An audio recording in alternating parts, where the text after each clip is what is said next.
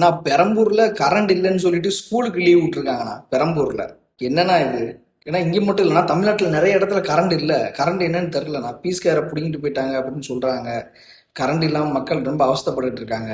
அதுலேயும் நேற்று பார்த்தீங்கன்னா ஸ்ரீபெரும்புத்தூரில் மக்கள் எல்லாரும் ஓட்டு போட்டுக்கிறீங்க. டிவி கேக்கு ஆட்சி மாறிச்சுப்பா. கோலம் போடுங்கள், விசில் போடுங்கள், ஊதுங்கள். ஊதிட்டாங்க ஒரே ஓடி. மக்கள்லாம் ரோட்டுக்கு வந்து நின்று விசில் அடிங்க கரண்ட் வந்துடும், கோலம் போடுங்க, விசில் கோலம் போடுங்க, கரண்ட் வரும் அப்படிலாம் சொல்கிறாங்கண்ணா. ஆனால் இதை வந்து நாங்கள் எடுத்து கொண்டு வந்து மக்கள்கிட்ட சொன்னால் எல்லா ஏரியாவிலும் கரண்ட் நல்லா தானே இருக்குது அப்படின்றாங்கண்ணா. ஏன்னா அப்படிலாம் இல்லைண்ணா, நானும் சென்னையில் தான் இருக்கேன். கரண்ட் நிறைய இடத்துல இல்லைண்ணா. சென்னையில் மட்டும் இல்லை, வெளியிலேயும் நிறைய இடத்துல பவர் கட் ஆகுதான். அதுக்கு வந்து என்னென்னு சொல்லிட்டு வந்து நாங்கள் கேட்டோம் அப்படின்னா கமானில் வந்து தாவேக்காவை சேர்ந்த நண்பர்கள் முட்டு கொடுக்குறாங்கண்ணா. லைனாக வந்து முட்டு கொடுங்கடா அப்படின்னு சொல்லியாச்சு. அசிங்கசியமாக பேசுகிறாங்க, ரொம்ப அசிங்கசியமாக. ஏன் பவர் கட் ஆகுது அப்படின்னு கேட்டால் போன ஆட்சியில் பண்ணலையா அப்படின்னு வந்து கேட்குறாங்கன்னா, போன ஆட்சியில் இப்படிலாம் பண்ணலண்ணா. இதை விட மோசமாகவே போன ஆட்சியில் பண்ணல.